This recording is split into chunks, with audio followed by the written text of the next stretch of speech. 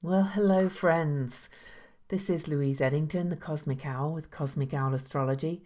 How are you all? Here I am with another episode of the Weirdly Cosmic podcast. And I'm going to be looking at the astrology, numerology, and various wondrous magical things of the Scorpio New Moon that's coming up on November the 4th. Here we are right after, I'm recording this the day after the Aries full moon.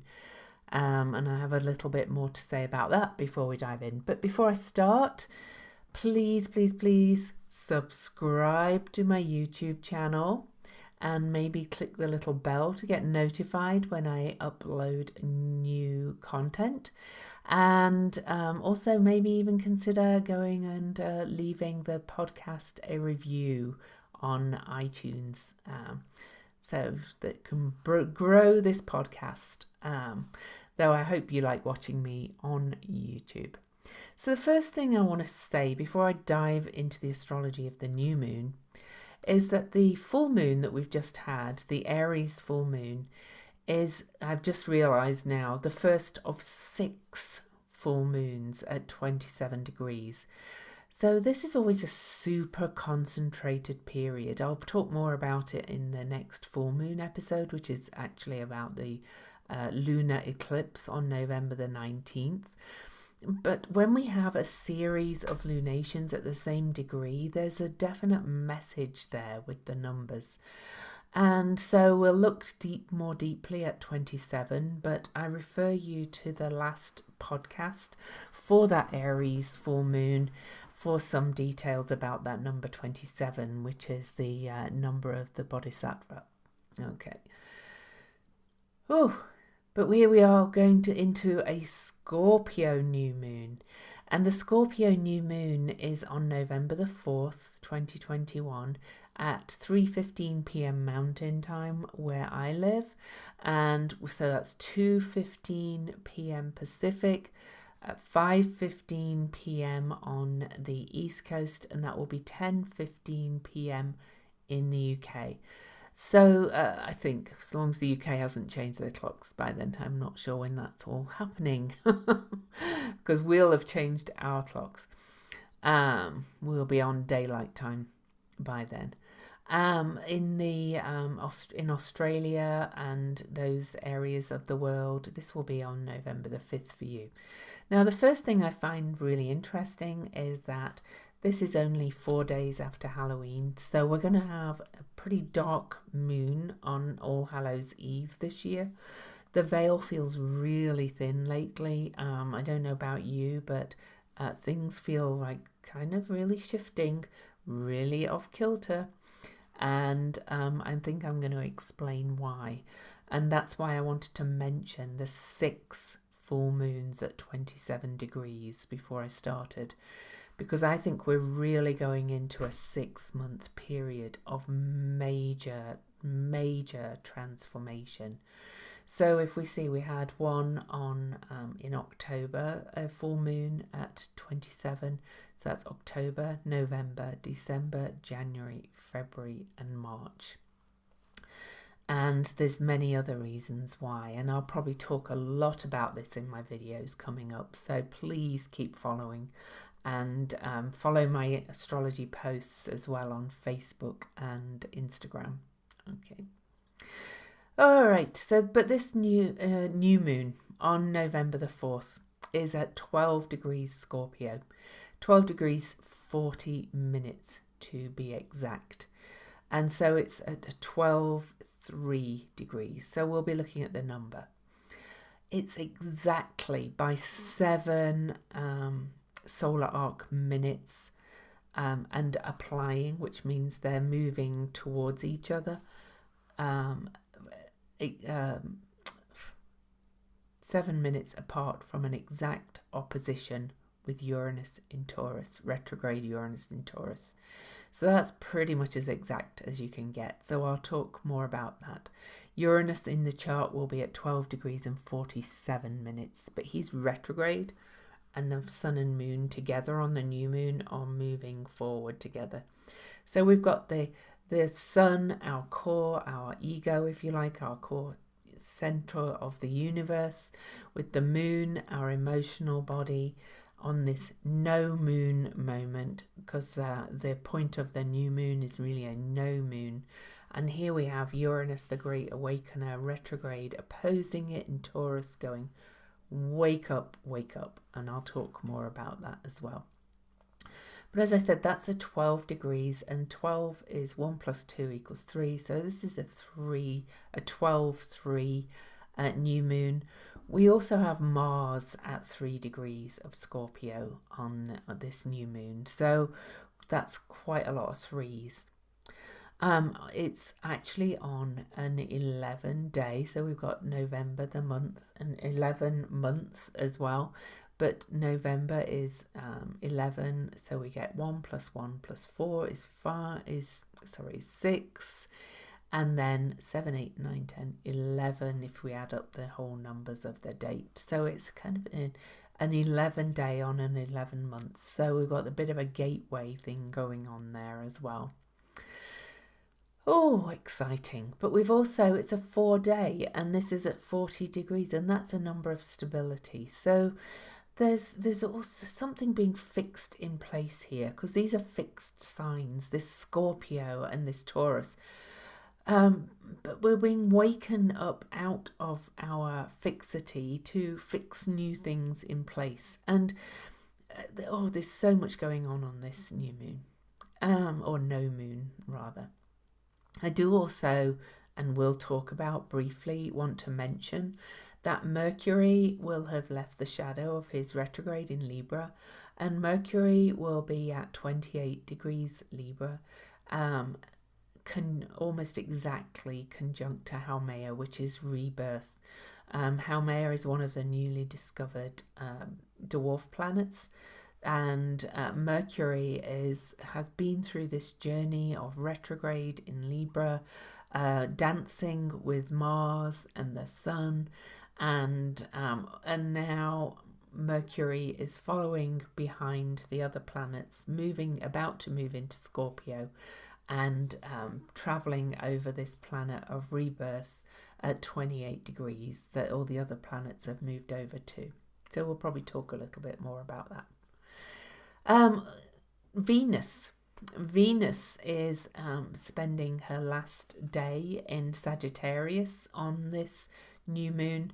She's at the anaretic last degree of Sagittarius, having crossed over Juno, and I'll talk a little bit more about that because we've got a lot going on with Juno and Venus together in the upcoming Venus retrograde. And so that's a quick reminder to say, hey, join me on this Venus retrograde journey starting on December the 14th. If you're not ready to sign up yet, I'm actually doing a preview call on November the 16th as Venus enters the shadow of her retrograde through eclipse season. Oh my goodness, this Venus retrograde is going to be off the charts. But we'll talk a little bit more about Venus, and you can find the links for both the preview call and the Venus retrograde heroine's journey class, which is just going to be off the charts. So if you're ready to sign up now, sign up now. There's an optional upgrade to book a very discounted one-on-one session with me.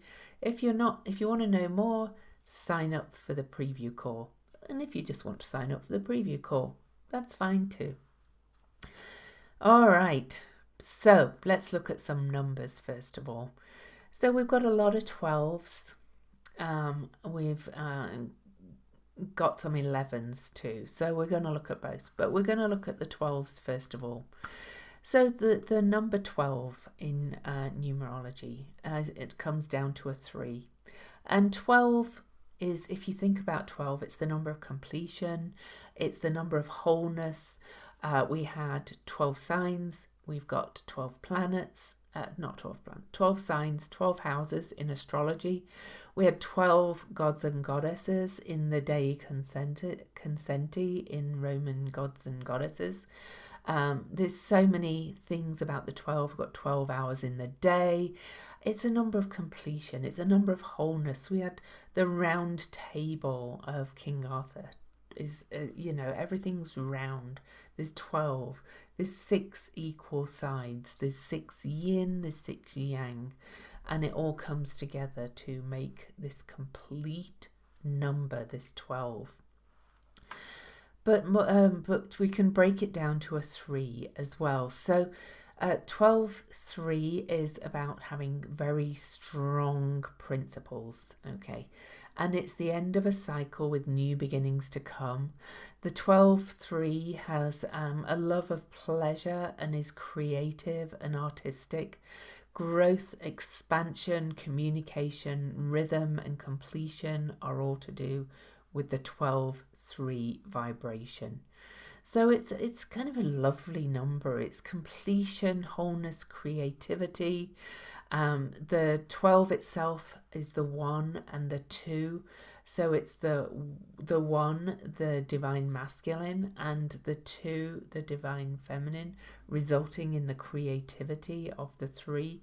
So there's so much coming together in the 3 of the 1, the 2 and the 3.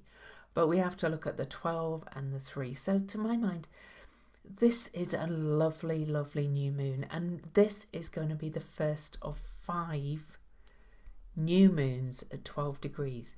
So we've got 6 full moons at 27 degrees, 5 new moons at 12 degrees.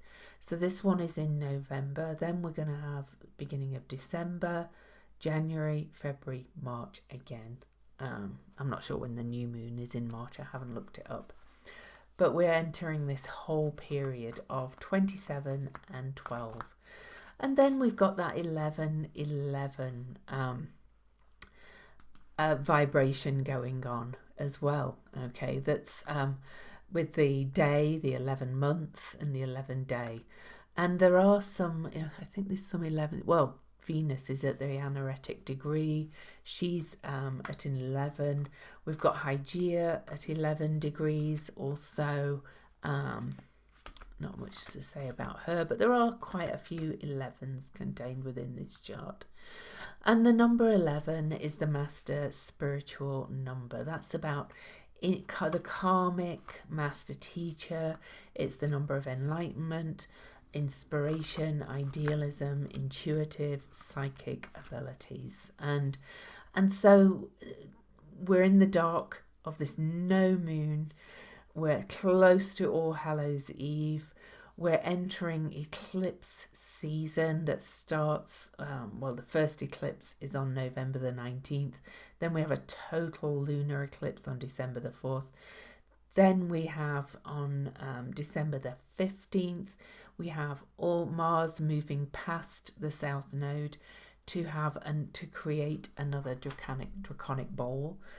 So a draconic bowl is where all the visible planets are contained within one side of the lunar nodes. And it's known as the Kala Sarpa, which is the time of the black snake, a time of deep, festering transformation, if you like, but deep power. But even if we look at the not the visible planets, all the more newly discovered outer planets are also in this draconic bowl. We've had 2 draconic bowls fairly recently. Both coincided with times of greater chaos and change with the pandemic and all the things that are happening politically in the world. I'm undecided whether this draconic bowl ends when Ceres passes the North Node or whether we have to wait till April when Mercury does. I'm actually thinking we might have to wait till April. I think we're heading into, because that coincides with these new and full moons too, I actually think we're heading into this time of major opportunity to change. Okay. And so I've realised I haven't pulled a card for this new moon, so I'm going to do that. And then I've got quite a lot to talk to you about. about the whole energy of this lunation, and I'll talk more about that in a moment, but let's pull a card. I'm using the Thoth or Toth deck, whichever you say.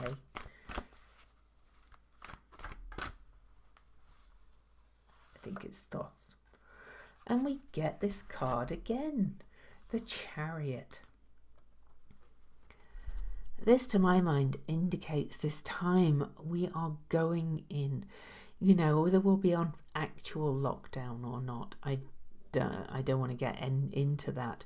We're entering this time of real inner transformation and completion and moving out in the spring next year, or in the southern hemisphere in your fall next year.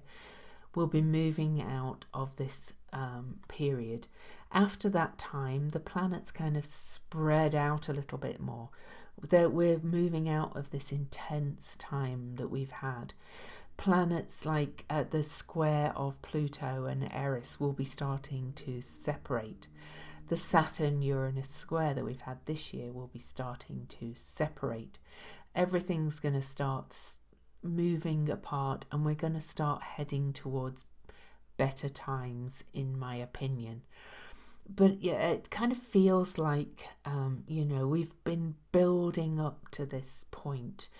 The USA is going to be very, very affected because the USA's Pluto is at 27 degrees of Capricorn, and we're going to have all these lunations at 27 degrees, all these full moons and an eclipse, all at that 27 degree, activating that Pluto as Pluto goes to the 27th degree of Capricorn for the USA's Pluto return. Now, everything's going to be affected by this. So this 27 is going to be a very big number. And remember last month I said that it's the number of the Bodhisattva, the enlightened being who stays to help the rest of humanity. Will we answer that call? I think we're all being called to be the Bodhisattva and to create this new world, this 12, this 3, to complete the old cycle and create the new, bringing the 1 and 2 together of the masculine, feminine. But back to this. This is the opposite sign. This is Cancer. And if you notice, this is a 7, which is part of the 27. It's the most spiritual of numbers. The Chariot is indicating gathering all your resources. He's holding the world. He's in shining gold armor. He's not moving. He's in preparation. Everything is being drawn in on this card, whether you can see it or not. Okay, so we are in this time of a real churning point of separation. I keep getting this card. I look at these charts coming up, and then I think this new moon is taking us into it. The full moon we've just had, and this Scorpio new moon, with this one being the first of 5. 5 is a number of change, of 5 new moons at 12 degrees. And this one is in Scorpio, which is our deepest Kundalini root chakra kind of energy. We are being transformed at its deepest moment. The modern ruler of the new moon is Pluto. Pluto in this, on the actual new moon, is still going to be at 24 degrees, which is another 6. By the way, the 369 code that Tesla said if we understood the 369 code would change the world is being activated in many ways in all this. 12 is a 3. We've got some 6s in there with the 24 of Pluto and Eris. We've also got the 9 with all these 27s coming up, and we have some energies at 9 degrees in this chart as well. So there's everything feels like it's coming to a head. I want to kind of give you a little bit of a bigger picture. We've been in what's called a cardinal crisis for several years. A lot of it began around 2011, really majorly.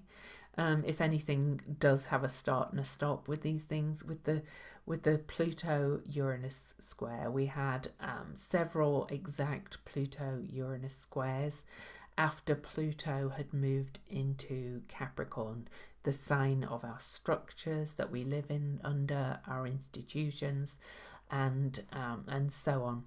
And Uranus-Pluto squares started to break down the structures of society that we live under.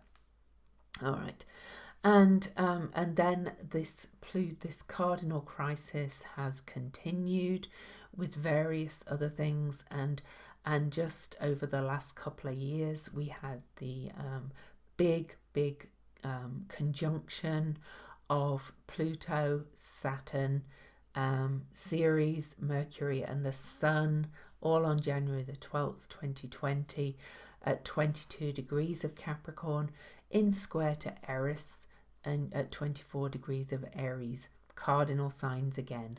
The cardinal signs initiate change. Don't get stuck in too much in my details here. I'm telling you just for the history of it. And then we've had a big Libra emphasis for quite a while recently, with Mercury retrograding in Libra and a new Mars cycle starting in Libra, all of it activating the Pluto-Eris square. We also had Jupiter move through Capricorn, activating the Pluto-Eris square. The Pluto-Eris square was exact 5 times, the first time since the axial age, AXIAL age, which was in around the 5th, 6th century BCE, which I think the exact last square of Pluto and Eris in these signs, they have squared since, but in Capricorn and Aries, which are the 2 signs now, was when Babylon was razed to the ground by the Assyrians. So major cycles we are going through. And my opinion is that we are kind of going into this big cauldron of alchemical change, into this Kala Sarpa, Venus retrograde in the sign of Capricorn coming up, which is Venus is the hierarchical ruler of Capricorn. What that means I'll be talking more about in the preview, but trust me when I say Venus is the higher kind of energy of ourselves. Venus is the most powerful personal planet. We need them all, but Venus has been really underestimated, and her retrograde in the middle of all this alchemical stew of planets going into a Kala Sarpa or a draconic bowl is going to be, it kind of feels like it's make or break really for humanity. Okay, it really does feel that way. But back to the new moon, 12 degrees. There's not many other aspects. There's just this exact opposition to Uranus on this new moon. There is no, I'm just going to say there is just that new moon, okay, which is kind of stunning. Here we have no moon. We cannot see the moon at the new moon. It's not even a slither of light. Diana's bow has disappeared. It is the real dark of the moon in the darkest sign, in the darkest time of the year as we go for the longest night in the northern hemisphere. Sorry for those of you in the southern hemisphere, this just all really fits. Scorpio is the deepest water sign. It's the bottom of the ocean. So here we are. It's dark, dark, dark. All Hallows Eve. Everything is, you know, black and hidden. And that's where we find the shadow. That's where we find our deepest hidden strengths and inner gold. And here we have Uranus in Taurus. He's been in Taurus for quite a while, with the Promethean impulse as Richard Tarnas calls it, the Promethean impulse to awaken us. In Venus ruled Taurus, the sign of our values, of what we value. Really, it's the sign connected with nature. I see it as the most earthly sign.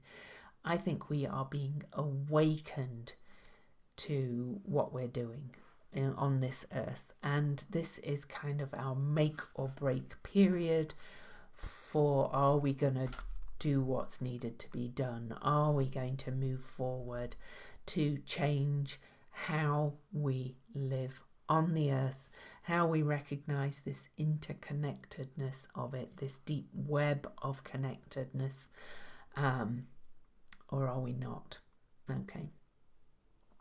So yeah, as I said, the ruler of the Scorpio New Moon is Pluto. Pluto's over there in Capricorn, still in square to Eris, still shaking things up. Venus will station retrograde on that Pluto, so watch this space. And Venus is about to go into Capricorn, and we'll really start to feel this energy of transformation. Now, I mentioned the 369 code, and I did mention that Mars is at 3 degrees of Scorpio. Mars is the traditional ruler of Scorpio, okay?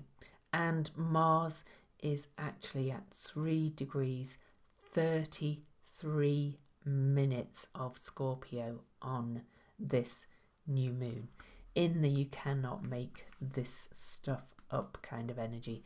And incidentally, Pluto is at 24.6, so there's the 6. I'll tell you where the 9s come in a minute. So again, 3 resonates with optimism, joy, inspiration, creativity. It is the triad. It's the Father, the Son, the Holy Spirit. And the Holy Spirit is the divine feminine, really. And the Sun is the Sun, our core. Okay, so we've got, Anyway, it's the past, present, future. It's heaven, human, and earth. It's connecting all of this in the 3. And Mars is our divine protector. He was the guardian of agriculture. He's not just the warrior. He is the warrior, but he's not only the warrior. He's the warrior who wants to protect all that we have, okay? And in Scorpio, he's like the psychic surgeon. So this no moon is going to cut really deep with Mars at that 3 degrees, 33 minutes, 333, a 333. Then the 9s. Oh my goodness. We have Chiron. Chiron in Aries, healing the divine masculine. Mars ruled. And if you think about where Mars is at 3 degrees, 33 minutes, that adds up to a 9.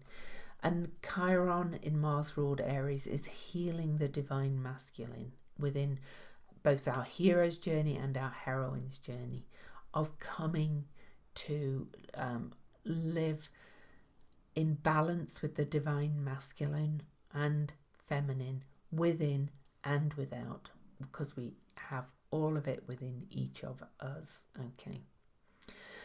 But not only do we have Chiron at 9 degrees, Chiron is there at 9 degrees of Aries. We also have Ceres, the Great Mother. And if you've listened to or watched any of my Ceres work, I talked about the Ceres retrograde on my YouTube channel. The video is still there. About 4 or 5 videos back, you can find it. Ceres has moved back to 9 degrees of Gemini in her retrograde. So Ceres and Chiron are in aspect to each other at 9 degrees, okay? And in Gemini, Ceres is really asking us to rethink how we live on the earth. And I have this theory that Ceres is actually the last personal planet, the undiscovered personal planet, the unacknowledged personal planet, because this is our mother, this is our protectoress, and she is just inside the asteroid belt. She is actually after Mars before we go out to the rest of the cosmos, to the transpersonal planets.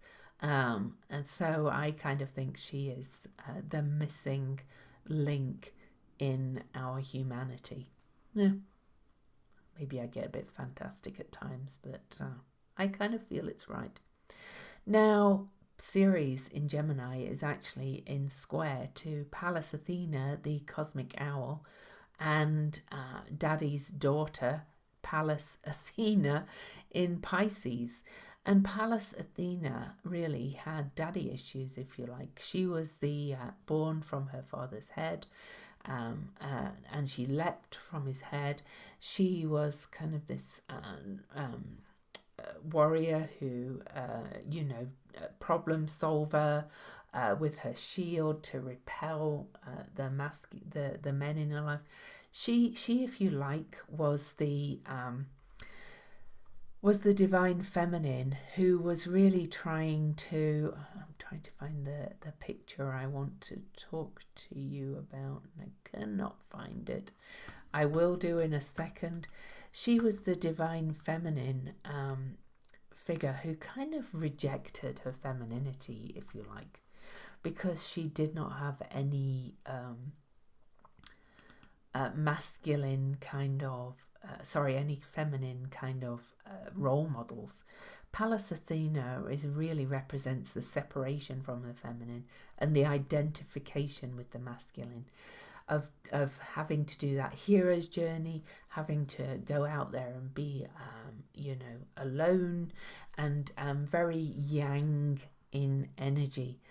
And she is on her own heroine's journey to really heal the divine feminine within herself, the initiation and descent to the goddess, and the integration of the masculine and feminine.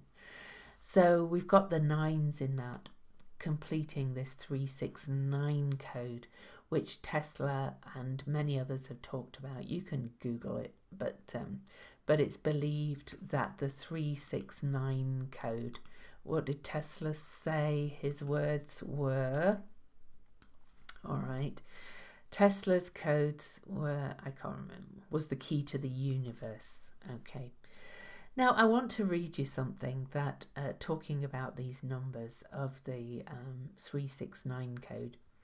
If you have triple numbers, like we have on this one, we have 111 adds up to 3, 222 adds up to 6, 333 adds up to 9, 444 is a 12-3, 555 is a 15-6, 666 is an 18-9, and so on and so forth. 999 is 27-9, and we have 3 9s with the lineup of the goddesses, Ceres and Pallas Athena, and with Chiron, the midwife to healing, really, or the mid-husband to healing, if you want to gender a healer. He's the key to healing. So, so much healing coming from these new moons, so much hope. But I also think that they are an opportunity. We humans are the only ones that kind of understand this energy and really need to learn the lesson about change. I kind of feel like we might do it, but it might be at the skin of our teeth and after kind of this alchemical change that we've got coming up, activated by these lunations. All right. Now, I think I said I'd say a little bit more about Venus and Juno. Juno is our sacred marriage of the divine masculine and feminine within. She is also our marriage in asteroid in our personal charts, but she represents the divine marriage of the masculine and feminine within, to my mind. She's the real Hieros Gamos.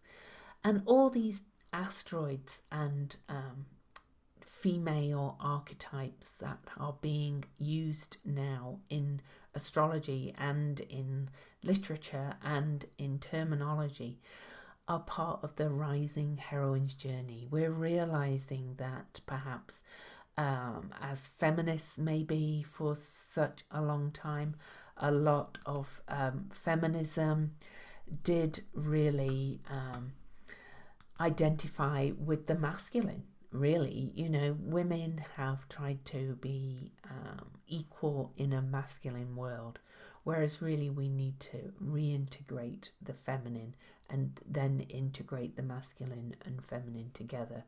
We need to heal the divine feminine, reconnect with it, and heal the wounded masculine, which is Chiron in Aries, because the masculine has been wounded under the patriarchy too.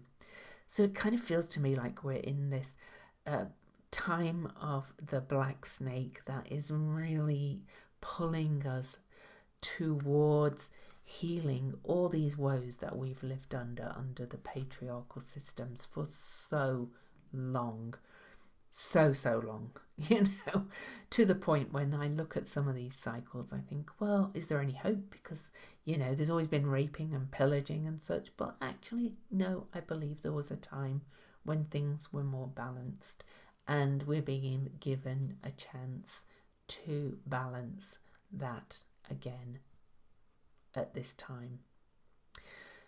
Oh, okay. So what else did I want to talk to you about? I wanted to talk to you about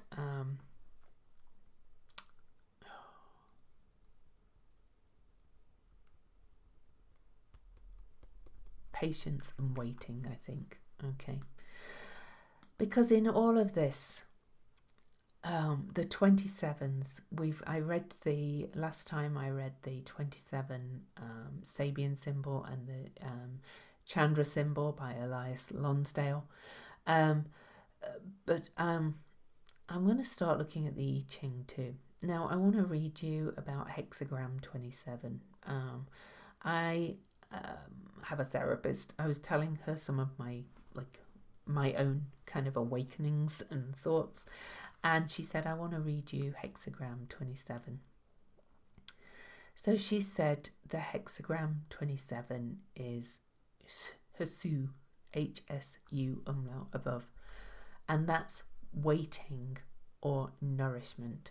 Nourishment is what series is all about. So, yeah. All beings have need of nourishment from above, but the gift of food comes in its own time.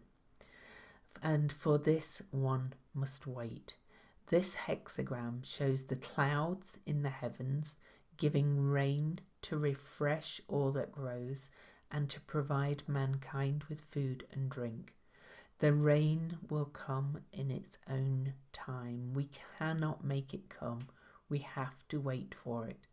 The idea of waiting is further suggested by the attributes of the two trigrams: strength within, danger in front. Strength in the face of danger does not plunge ahead, but bides its time, whereas weakness in the face of danger grows agitated and has not the patience to wait. The judgment, waiting if you are sincere. You have light and waiting. If you are sincere, you have light and success. Perseverance brings good fortune.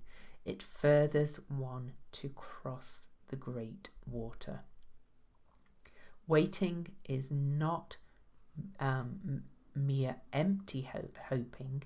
It has the inner certainty of reaching the goal. Such certainty alone gives that light which leads to success.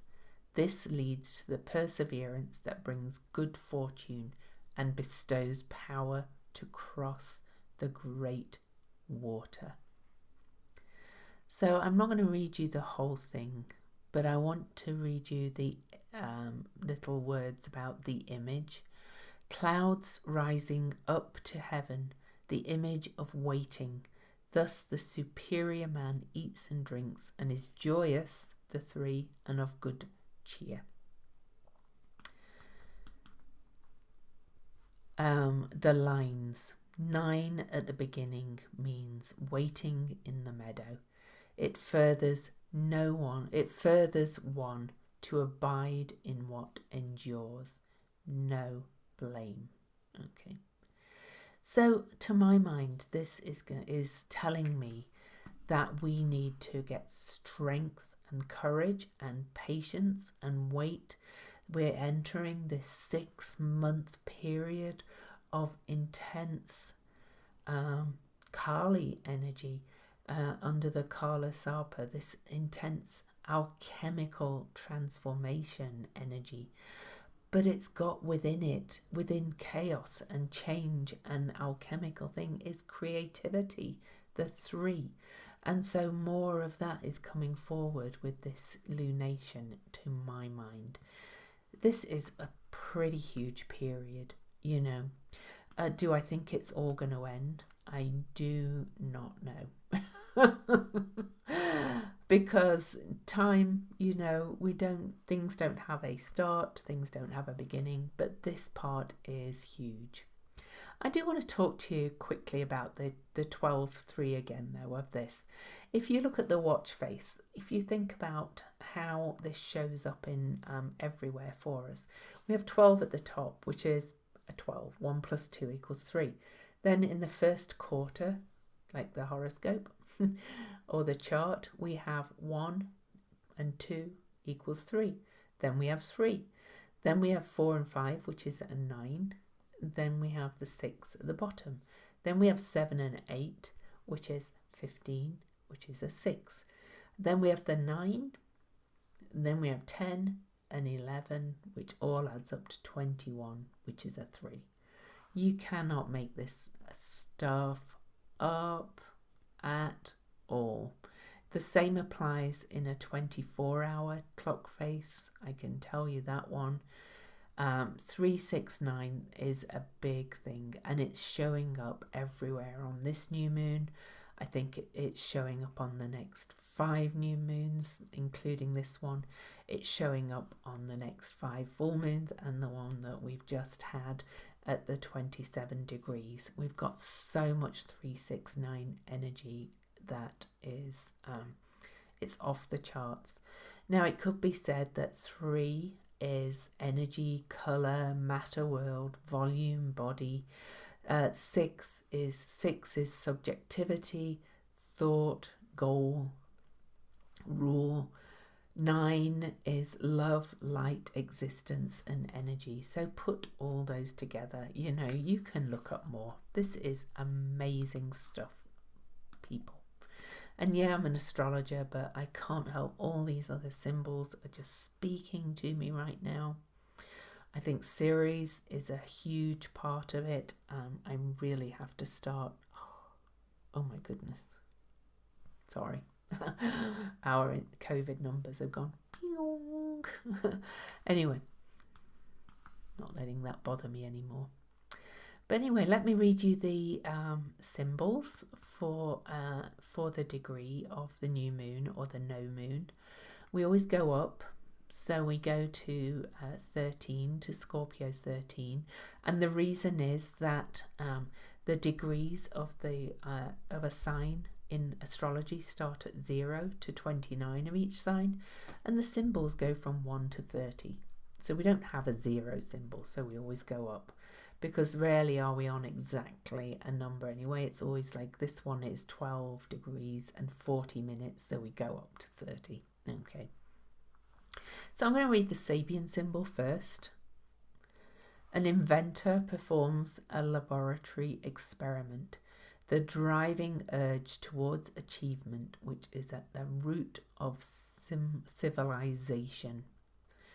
At whatever level, the development of more complete and efficient forms of social interplay, the essence of the process of civilization, demands ingenuity, inventiveness, that's Uranus is opposing, and the willingness to experiment within relatively secure testing conditions.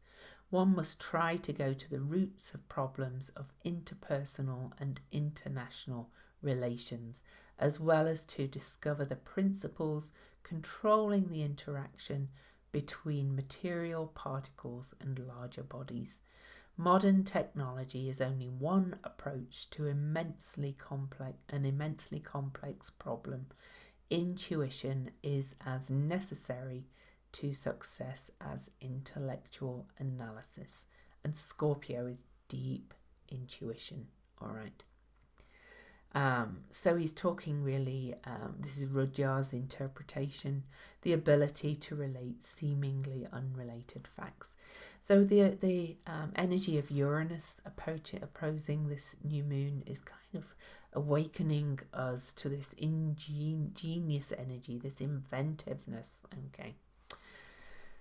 So the Chandra symbol. Someone tells a joke and no one laughs. Discordance between inner self and outer world, which is Scorpio, Taurus. Okay. Myriad forms of conflict and understanding. The intensity of what has been building up inside has gone too far for too long and has become angry, vengeful, and saturated with resentment. Meanwhile, the broader environment has come to seem in hallucinatory fashion to exclude everything you bear and even to grotesquely deny your chances for a meaningful life. And so you dramatize karmically over and over again the pre-programmed sequence of bringing out inward treasures and finding them spat upon or being given no room to let it out. A state of brooding darkness ensues.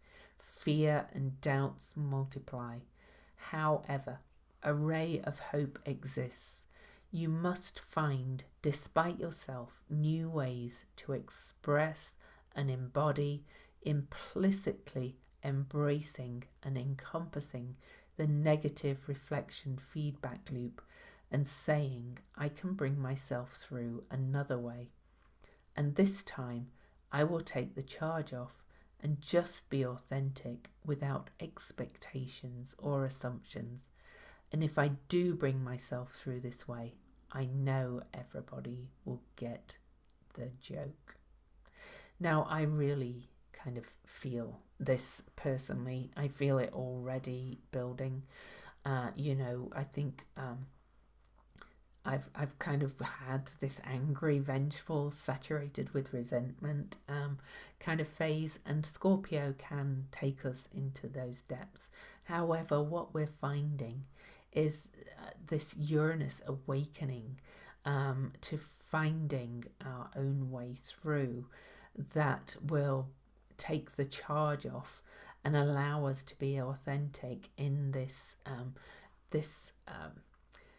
broader environment that is changing so much.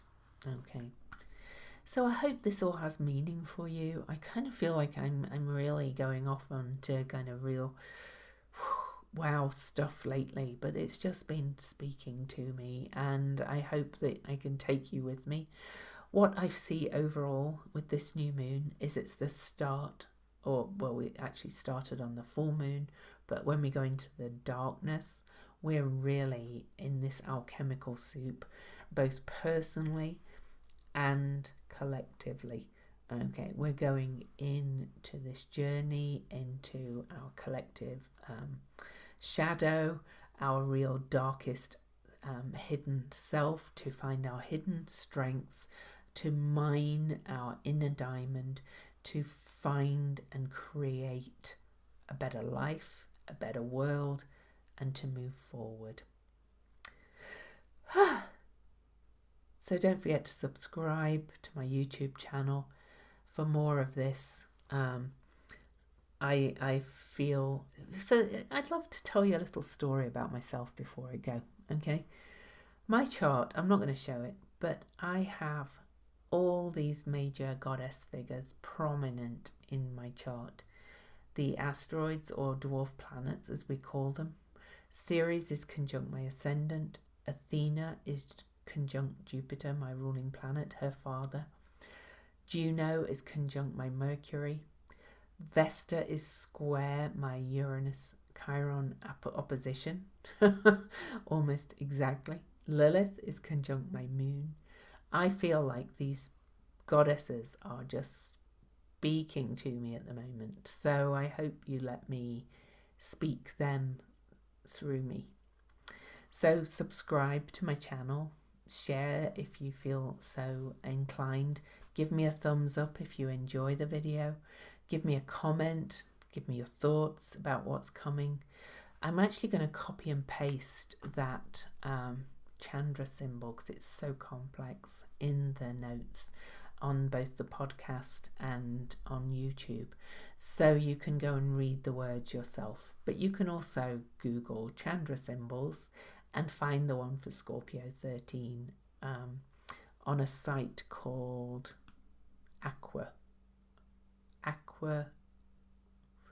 aquaofire.net, AQUAOR fire.net, and you will be able to read it. So have a wonderful 6 months coming up. Think of alchemy, think of transformation, think of this card of going within and really digging in deep to emerge polished like a diamond, ready for the new world. Much love.